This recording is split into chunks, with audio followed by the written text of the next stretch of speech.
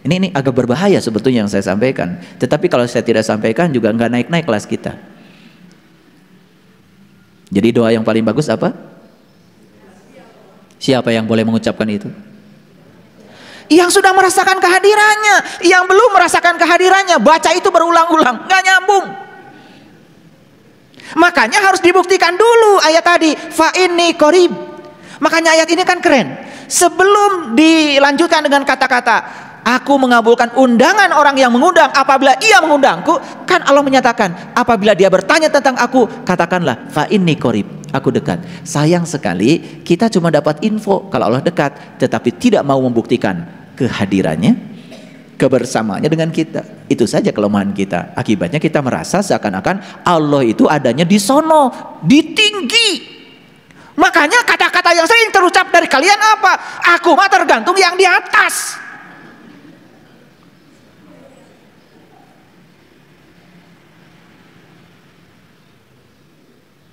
Lalu apa yang terjadi saat kita bermohon?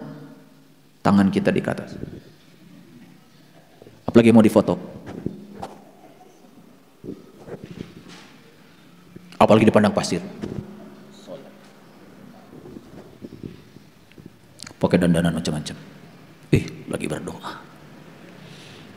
Meminta kepada yang di atas. Tolong tunjukkan pada saya, adakah di Quran Allah mengatakan aku di atas? Gak ada. Aku bersamamu dimanapun kamu berada. Nah, oleh karena itu, tolong. Sadar sedikit. Lihat ayat ini. Kelihatan? Bagaimana metode mengundang Allah versi Al-Quran? Lihat. Ini Quran surat Al-A'raf ayat 55. Bahasa Arabnya gini. Ud'u rabbakum tadarruan wa khufyatan. Ulangi. Ud'u rabbakum tadarruan wa khufyatan. Allah bilang, undanglah Tuhanmu dengan penuh rasa hormat dan tersembunyi. Sesungguhnya Allah tidak menyukai orang-orang yang melampaui batas. Siapa yang melampaui batas? Mana batasnya? Yang melampaui batas itu adalah yang suka ngatur-ngatur Allah dengan pikirannya yang tanpa batas. Melampaui batas itu kan artinya udah dikasih batasnya segini, dia lampaui. Bukan bersyukur terhadap yang ada, terus berangan-angan memikirkan yang tidak ada. Itu yang disebut melampaui batas. Makanya orang yang terus merengek-rengek meminta yang tidak ada, dia akan lupa pada apa yang ada. Nih harus dijelaskan nih melampaui batas, karena kadang nggak ngerti. Melampaui batas berarti ada batas dilampaui. Mana batasnya? Batasnya adalah apa yang terjadi pada dirimu, itulah batasmu. Terima saja. Tapi karena tidak mau menerima yang terjadi saat ini, mulai memikirkan yang tidak terjadi, yang angan-angan pikirannya, itu namanya melampaui batas. Ayo lihat saya semuanya. Jadi mengundang Allah dengan cara dua. Satu, ini Quran nih. Ud'u rabbakum tadarruan. Satu, harus penuh rasa hormat, tadarru. Tahu penuh rasa hormat. Tempatkan Allah pada tempat yang terhormat. Ketika kita mengatakan hasbi Allah, tadarru nggak itu? Tadarru nggak? Cukuplah Allah bagiku. Tadarru nggak? Tadarru banget. Berarti Allah dihargai kehadirannya. Allah dirasakan kehadirannya. Itu tadarru. Allah maha luas, minta yang luas. Kalau mau diartikan itu adalah sebagai suatu permintaan. Tetapi kan sesungguhnya kehadirannya saja sudah cukup.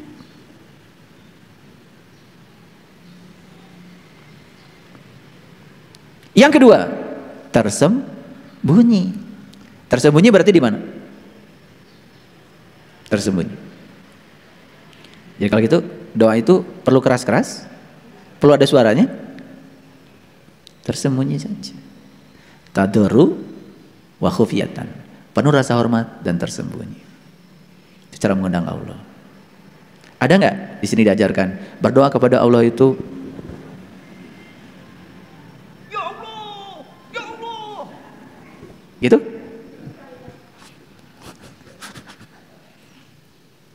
Itu kalau mau syuting begitu.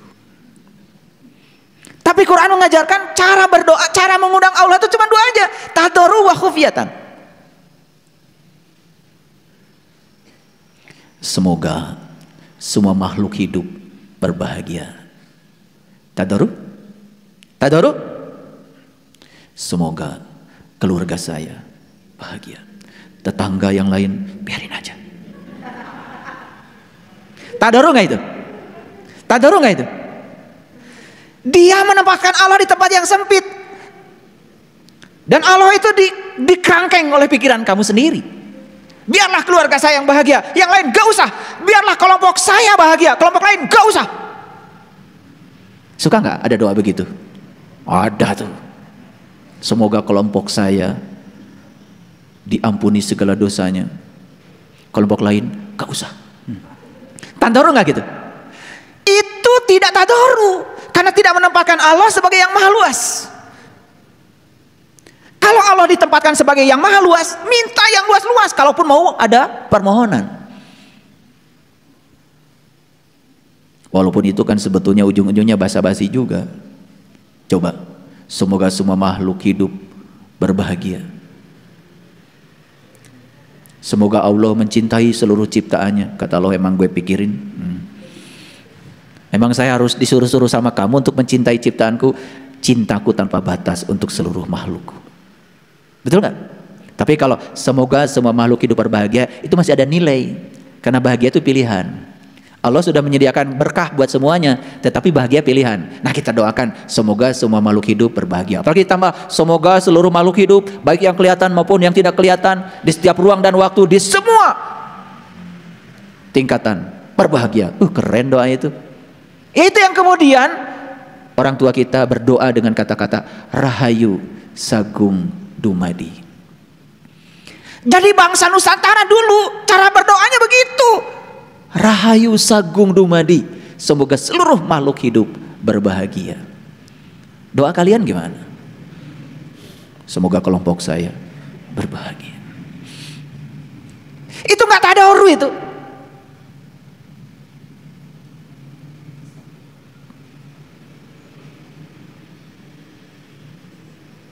Oke.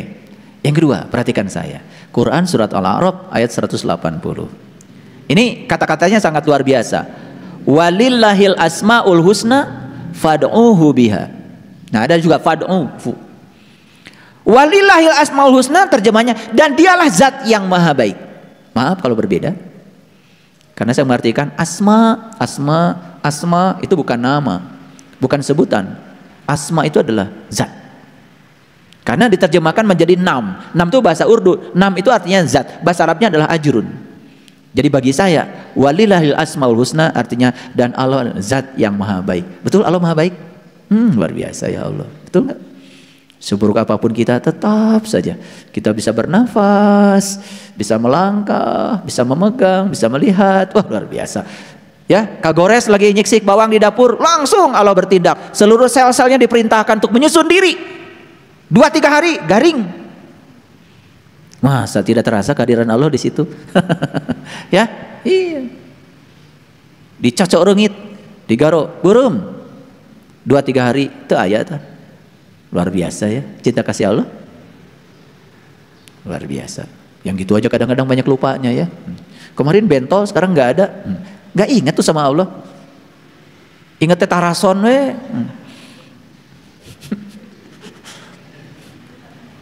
Ya. Itu jadi tidak ingat siapa yang menyembuhkan itu. Padahal hasbi Allah, kehadirannya sudah cukup. Lihat saya sekarang. Dan Allah zat yang maha baik, undanglah dia dengan kebaikannya. Jadi cara mengundang Allah itu dengan kebaikannya. Makanya Asmaul Husna ada 99. Coba yang pertama apa? Ar-Rahman, Ar-Rahim, Al-Malik, Al-Qudus, As-Salam, Al-Mu'min, Al-Muhaimin, Al-Aziz, Al-Jabar. Terus puncaknya apa? As-Sabur. Apa maknanya? Ternyata sabar itu baru akan dicapai oleh seseorang kalau sudah melewati Ar-Rahman Ar-Rahim yang 98. Makanya di Quran dikatakan wasta'inu bisobri. Minta tolonglah dengan sabar. Jadi minta tolong itu bukan tolong Allah, bukan gitu. Sabar aja. Karena sabar itu sudah minta tolong. Oh, itu tingkatan tinggi. Jadi kalau gitu meminta tolong itu dengan satu kata atau dengan 99. Karena sabar itu nomor 99 tidak tercapai kalau tidak dimulai dengan Ar-Rahman Ar-Rahim Al-Malik Al-Qudus sampai As-Sabur.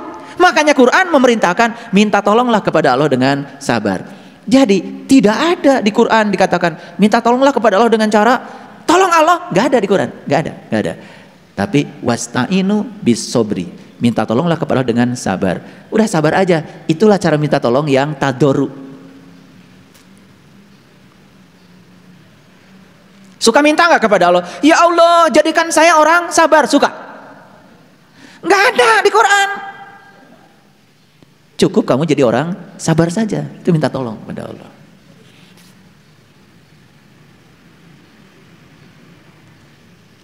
Makanya begitu kita minta dijadikan orang sabar, langsung dikirim orang-orang yang tidak sabar. Itulah pertolongan Allah. Dan kalian selama ini salah ngaji. Allah tuh dianggap Doraemon. Ketika minta kantong ajaib, datang kantong gitu. Allah itu bekerja by proses. Ketika minta sabar, dihadirkan yang tidak sabar. Ketika minta jadi orang baik, dihadirkan orang-orang yang tidak baik. Ketika ya Allah tumbuhkan cinta kasihku padaku, dihadirkan orang-orang yang membenci kita. Tapi begitu mereka dihadirkan oleh Allah, diterima apa ditolak? Tah eta urang mah cenah yang sabar. Begitu ditulung ku Allah, dihadirkan yang tidak sabar. Yang tidak sabarnya ditolak, rek iraha sabarna. Paham? Nih, ada 3 ayat nih. Ini dasarnya. Baik, sekarang lihat saya semuanya.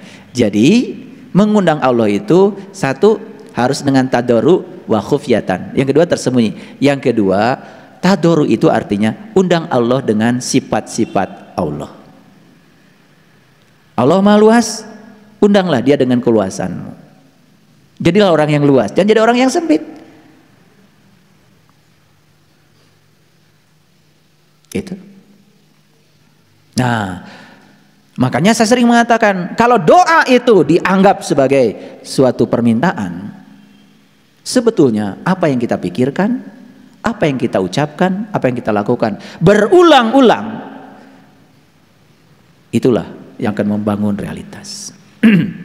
Hati-hati dengan pikiran, hati-hati dengan perkataan, hati-hati dengan perbuatan. Kalau itu diulang-ulang, itu yang akan terjadi. Makanya saya sudah mengajarkan mulai dari sekarang, berhenti membicarakan sesuatu yang kalian tidak suka. Berhenti membicarakan sesuatu yang kalian tidak suka. Karena kalau dibicarakan terus-menerus, yang tidak suka akan datang terus-menerus. Berhenti memikirkan yang kalian tidak suka. Karena yang tidak suka akan datang terus-menerus. Paham? Oke. Baik, agak naik sedikit sekarang. Kalau begitu apa sih yang diinginkan Allah dari kita? Yang diinginkan Allah ini, kita disuruh keluar rumah, menikmati hidup dengan penuh tanggung jawab. Disuruh bernyanyi kita itu, disuruh menari, disuruh berolahraga, disuruh mendengarkan musik, kalau bisa bermain musik, disuruh bersenang-senang di semesta ini terhadap semua karunia yang telah diberikan Allah kepada kita. Itu sebetulnya. Makanya Allah itu tidak mau kita jadi sulit dalam kehidupan ini. Tidak mau kita jadi sempit dalam kehidupan ini. Allah nggak mau kita jadi sedih dalam kehidupan ini. Ayo keluarlah dari rumahmu. Nikmati hidup. Nikmati hidup dengan segala berkahnya yang luar biasa ini.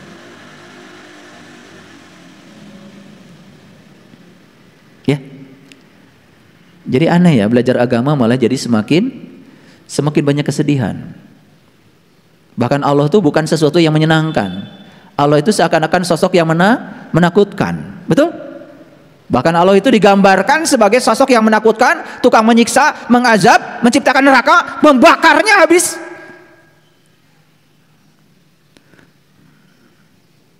Di mana kita mau meletakkan Tuhan yang Maha Pengasih, Maha Penyayang kalau begitu? Aneh-aneh aja. Maka lihat, mohon maaf, manusia berlomba-lomba membuat bangunan dan menyebutnya itu rumah Tuhan. Makanya saya bilang tadi, ya, mungkinkah Tuhan dirumahkan oleh manusia? Kan jawabannya tidak mungkin, betul nggak? Iya, rumah Tuhan itu bluk ablak, dan rumah Tuhan itu adalah semesta raya ini sendiri. Jadi rumah Tuhan yang sebenarnya adalah semua ciptaannya. Aneh ya sekarang, ada rumah Tuhan yang dibikin manusia, semua senang ke sana. Tapi rumah Tuhan yang ciptakan Tuhan gak pernah dikunjungi.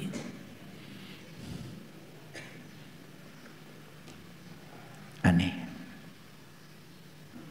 Padahal mengunjungi rumah Tuhan yang ciptaan Tuhan gak perlu pakai ongkos.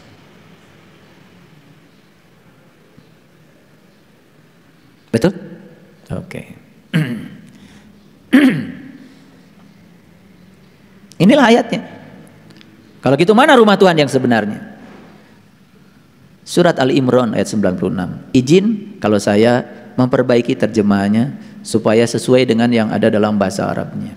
Bahasa Arabnya gini, inna awala baitin wudi'a. Wudi'a apa? Wudi'a itu wudu.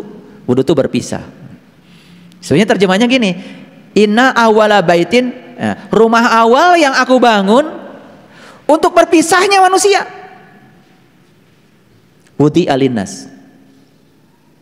Berpisah dengan siapa? Untuk berpisah dengan yang selain manusia. Untuk berpisah dengan yang selain Allah, maksud saya.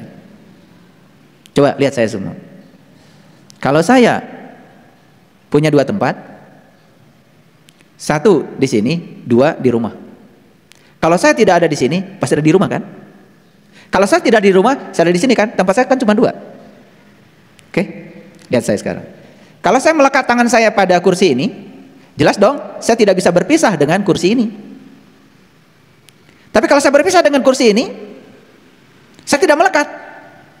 Kan keadaan cuma begitu. Kalau berpisah tidak melekat, kalau melekat tidak berpisah. Oke, kita itu disuruh untuk menyatu dengan Allah. Bagaimana kita menyatu dengan Allah kalau belum berpisah dengan yang selain Allah? Maka Allah menciptakan rumah untuk kita berpisah dengan yang selain Allah. Itulah rumah awal yang Allah ciptakan. Di mana? Di sini. Begitu kita meniti ke dalam diri, berpisah nggak dengan yang di luar? Bisa nggak ngomongin orang? Bisa nggak mikirin keburukan orang? Nggak bisa. Itu namanya setannya dibelenggu. Itu namanya saum secara hakikat. Makanya begitu saum, setan dibelenggu. Karena kita berpisah, walaupun beberapa detik saja. Fana kan? Menyatu dengan Allah berarti berpisah dengan yang selain Allah. Makanya wudi'a itu artinya berpisah. Inna awla baitin wudi'a linnas. Tapi banyak yang mengartikan wudi'a jadi tempat berkumpulnya manusia. Manusia dengan siapa? Manusia dengan manusia. Padahal yang paling penting adalah berkumpul manusia dengan Allah. Kalau manusia berkumpul dengan Allah, semua manusia berkumpul dengan Allah, kan semua manusia menjadi hasbi Allah. Betul nggak? Merasakan kehadiran Allah. Dan setiap manusia merasakan kehadiran Allah, tidak ada lagi keterpisahan dengan Allah. Baik nggak semua manusia? Baik. Dan baiknya semua manusia bisa di mana saja.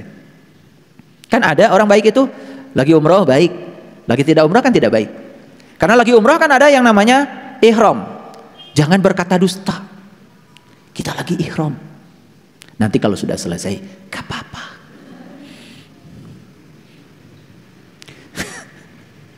Jangan menutup kepala. Kita lagi ihram, dam. Kan gitu. Ada tuh kalau haji dan umroh pembimbing yang senangnya main dam-daman. Dikit-dikit dam, dikit-dikit dam. Cari kesalahan jamaah supaya kena dam. Mintanya kambing 1 kali kesalahan. Bangkrut habis haji. Karena dam-daman terus, dikit-dikit dam. Iya, di bis ketiduran. Namanya orang ketiduran kan perjalanan dari Madinah ke Makkah 6 jam. Ya tidur. Begitu tidur nggak kerasa itu, kain ihram udah nyampe di sini karena AC kuat. Coba orang lagi tidur kan sare, gak ingat kan? Iya, AC kenceng, satu-satunya di tubuh kain ihram, ya enggak, ini tutupkan kaluhur. Kapang kita kusi pembimbing dam, hiji kambing, rawas atau rawas nate lain eta kambing hiji, betul? Karena nggak ngerti. Yang dikasih dam gak ngerti, yang ngasih dam ya gak ngerti. Padahal yang dimaksud itu jangan ditutup pandangan kolbumu dengan Tuhan, bukan ditutup kepala. Jangan ditutup penglihatan kalbu kepada Tuhan ketika kalian sedang ihram. Itu maknanya. Jangan ada hijab antara dirimu dengan Allah. Kamu harus kasyaf, harus terbuka. Pandangan kolbumu harus terbuka dengan Tuhan. Iya mah ditutup. Dan utas terbuka mah ditutup, oh kita naon. Itu hakikatnya, karena nggak ngerti hakikatnya, jadi aja dam lagi.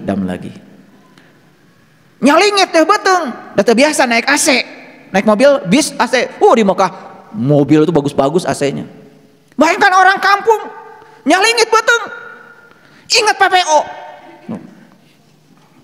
Kapan kita ke pembimbing, ya wangi ti mana? Aduh, ya, lumayan hiji domba, dam. Karena esensinya nggak ngerti. Jadi murni semua itu adalah aspek fisik. Nggak ngerti. Kenapa muternya 7 kali? Kenapa harus dari Hajar Aswad? Kenapa lewat Multajam pintu Ka'bah? Kenapa lewat Makom Ibrahim Hijr Ismail? Kenapa lewat Rukun Yaman? Nggak ngerti hakikatnya. Inilah kalau tidak ada pengetahuan. Makanya kebenaran itu 5 dasarnya. 1 pengetahuan. Yang kedua cinta, yang ketiga keadilan, yang keempat pengabdian, dan yang kelima adalah kesabaran. Baru kebenaran akan tegak. Makanya dikatakan 5 dasar kebenaran. 1, pengetahuan. Gak ada pengetahuan, gak ada kebenaran. 2, cinta. Gak ada cinta, tidak ada kebenaran. 3, keadilan. Tidak ada keadilan, tidak ada kebenaran. Yang keempat, pengabdian. Bohong bilang kebenaran kalau tidak ada pengabdian. Bohong. Kalian yakin dengan ilmu yang diajarkan? Yakin. Cuman yakin nggak ada pengabdian. Giliran diminta pengabdian nggak ada kebenaran. Bohong. Banyak yang bohong. Giliran sudah mulai pengabdian hilang. Apalagi kesabaran. 5 dasar kebenaran. Kebenaran itu harus dibangun di atas 5 dasar. Para sahabat. Jadi rumah awal yang ciptakan Allah untuk berpisahnya manusia. Berpisah dengan apa? Nih berpisah dengan ini. Gimana caranya? Meniti ke dalam diri. Begitu kita meniti ke dalam diri, mengasingkan diri ke dalam, betul nggak kita berpisah? Di mana kita berpisah? Di sini. Ada apa di situ? Tempat tersembunyi yang diberkahi. Betul? Betul? Begitu meniti ke dalam diri, init bari cicing milang pah tengah lengkah. Berpisah dengan yang di luar, apa yang terjadi? Kita menuju Bakah al-Mubarakah, tempat tersembunyi yang diberkahi. Betul diberkahi di situ? Luar biasa. Yang ada cuma hangat-hangat air mata di situ. Caang baranang. Bubuy bulan, bubuy bulan sangrai bintang. Panon poe di sasat.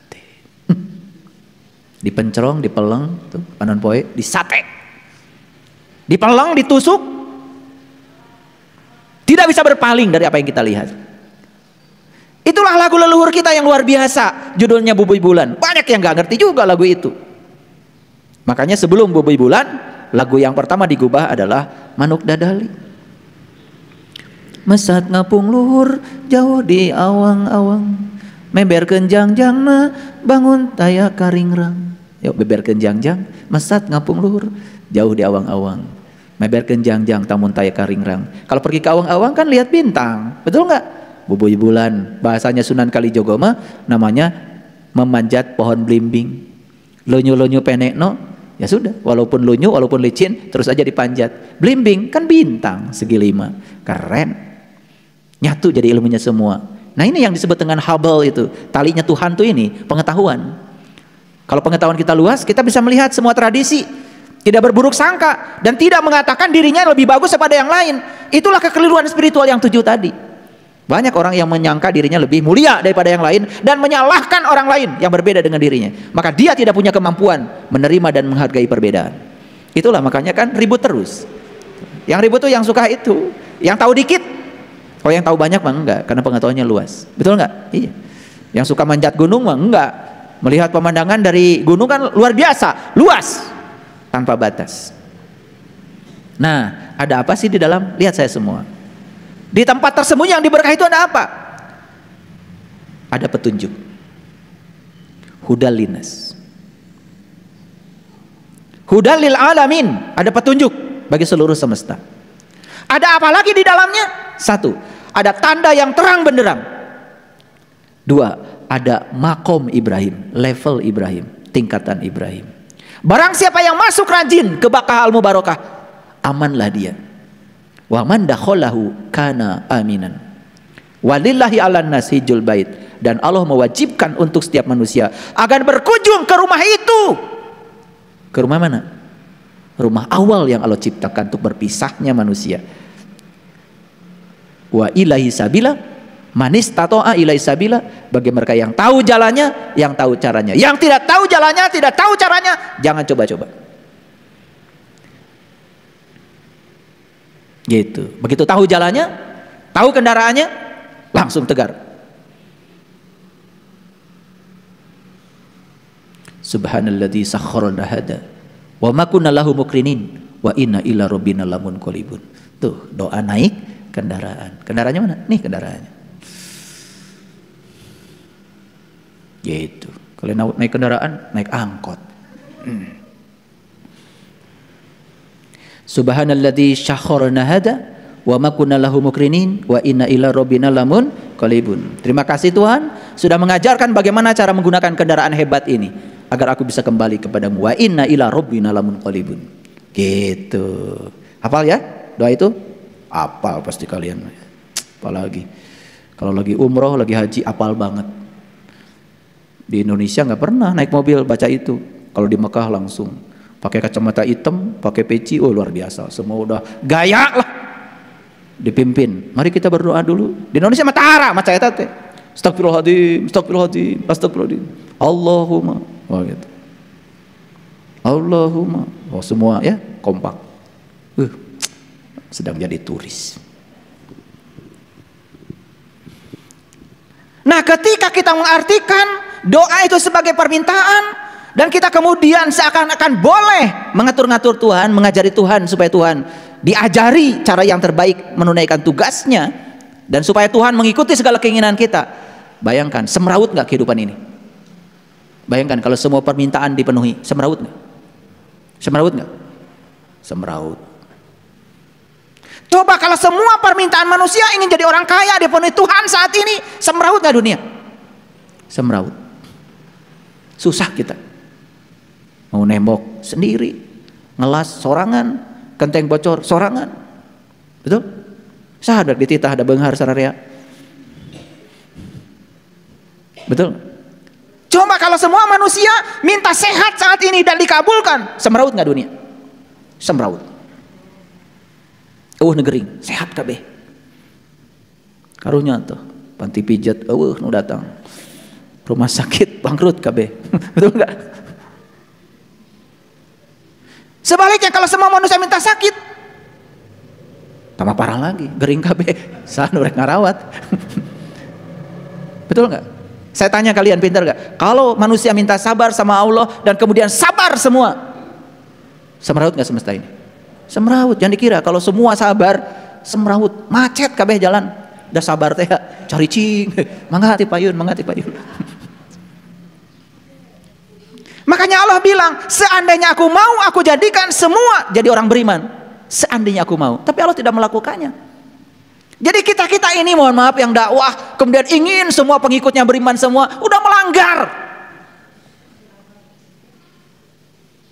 Dan tidak semua manusia jadi orang beriman. Dan kalau Allah mau dijadikan semua beriman, selesai. Tapi jadi semrawut kalau semua beriman. Awas, jangan dikira loh semua beriman tuh jadi semrawut. Apa kalau semua orang baik itu tidak semrawut? Semrawut. Datu ayat tuh, jalmi saya, mun teu saya mah. Betul nggak? Jadi inilah sebetulnya semesta yang sebenarnya, yang oleh kita ditolak. Inilah kenyataan hidup yang sebenarnya. Ayo kita terima. Terima semua orang apa adanya. Yang bodoh terima dengan kebodohannya, yang pintar terima dengan kepintarannya, yang sadar terima kesadarannya, yang belum sadar terima dengan ketidaksadarannya. Kan sederhana, tugas kita cuman nerima saja semua orang apa adanya. Sempurna. Sempurna semesta ini bukan semua jadi orang beriman, nggak mungkin, dan Allah pun tidak melakukannya. Supaya ada pencerahan. Makanya yang pertama, berhenti menyalahkan Allah atas kehidupan kita yang beranak. Buah-buahnya doa abdi teh dikabul ku Allah. Nah Allah tarik abdi mah tengah dangu. Tuh. Betul? Padahal kita merasakan kehadirannya saja tidak. Lihat saya semuanya. Bapak Ibu, jangan percaya sama orang yang mengajarkan seakan-akan Allah itu membatasi rezeki kita, menentukan nasib kita, datos ditentoskeun ku Allah cenah abdi mah bagian kieu jadi jelema sangsara ti dituna. Jadi aja tidak ada keinginan untuk berubah. Padahal Allah menyediakan kebahagiaan yang sama, menyediakan rezeki yang sama buat semua orang, sama banyaknya. Kenapa beda? Kita yang ngambilnya berbeda, metodenya berbeda, caranya berbeda, kahayangna beda, semangatnya beda. Batur mah hudang kene urang geus sare. Batur mah hudang kene urang geus sare. Batur mah geus hudang urang sare kene. Rek teu beda kumaha tuh. Batur mah geus mandi subuh teh. Ieu mah kakara mandi mun diajak. Kang Dadan. Ayo ah. Kayak Pak, ibakeula tinggalkeun we. Enak aja, kudu nungguan jelema mandi. Udah hilang tar rezeki. Betul enggak? Makanya orang tua saya mah dulu ngajarin sederhana kalau ngajarin sama saya. Marane lamun isuk-isuknya mandi. Sanajan moal ka mana-mana mandi. Mun diajak batu resep nu ngajakna. Makanya pagi-pagi sanajan teu ka mana-mana saya mah mandi we. Kayak ngaji teh jam mandi teh jam 8 kurang saparapat. Da pengajian lagi jam 8. Nah mana hese sih mandi isuk-isuk. Ulangi. Berhenti menyalahkan Tuhan atas kehidupan yang beranak. Karena semua kehidupan yang terjadi kita yang mengundangnya. 2, perhatikan. Allah tidak pernah menyalahkan kita dan tidak pernah menganggap kita sebagai orang-orang yang penuh dosa. Kenapa? Karena Allah Maha Pengampun. Allah Maha Pengampun, tidak tersinggungan, tidak gila hormat, tidak ternoda oleh kesalahan-kesalahan kita. Makanya Allah tidak pernah menganggap kita ini sebagai orang yang berdosa. Berapapun banyaknya dosa kita, kata Allah, kalau kamu mau balik kepadaku, gak masalah. Hari ini orang suci mungkin dia punya masa lalu. Hari ini orang jahat mungkin masih punya masa depan. Jangan suka menilai orang. Karunyanya jahat ah. Belum tentu. Siapa tahu 2-3 hari yang akan datang dia jadi orang baik. Hari ini orang jahat, besok lusa mungkin jadi orang baik. Hari ini orang suci mungkin juga punya masa lalu. Pernah jahat. Tenang aja. Semua berevolusi kok. Yang ketiga, Tuhan Allah tidak pernah menganggap kita sebagai orang jahat. Gak pernah, sejahat apapun. Kata-kata jahat itu buatan kita kepada sesama kita. Allah tidak pernah bilang begitu. Allah pun tidak pernah menghukum kita kok. Allah cuma mengingatkan kita supaya kita tambah baik. Bahwa diciptakan alam semesta dengan hukum sebab akibat. Begitu kamu mencuri, Allah tidak menganggap kita jahat kok. Allah hanya mengajarkan, ini loh kalau kamu mencuri, kamu ditangkap polisi, dipermalukan orang, masuk penjara. Itu pelajaran yang harus kamu dapat dari mencuri. Apakah jahat? Tidak. Kita yang bilang dia jahat. Allah tidak pernah bilang jahat. Pernah nggak Allah bilang jahat sama kita? Ada suaranya gitu, kamu jahat. Semua yang kita pilih, dari semua pilihan kita ada akibat yang harus kita tanggung. Itu saja yang diajarkan Allah. Bahkan bisa jadi ketika orang itu melakukan dalam tanda kutip yang disebut kejahatan oleh manusia, siapa tahu ada titik balik menemukan kesadaran. Betul nggak? Bagi Allah mah nggak apa-apa kok, baik-baik aja. Kita aja yang riweuh. Nah itu. Diajar ngaji teh masih eueuh pake eueuh keneh. Hayo we mikiran kesalahan batur. Tuhan hanya menyuruh kita peduli kepada sesama. Dengarkan kata-kata saya. Makanya memuja Tuhan yang paling tinggi adalah peduli kepada sesama.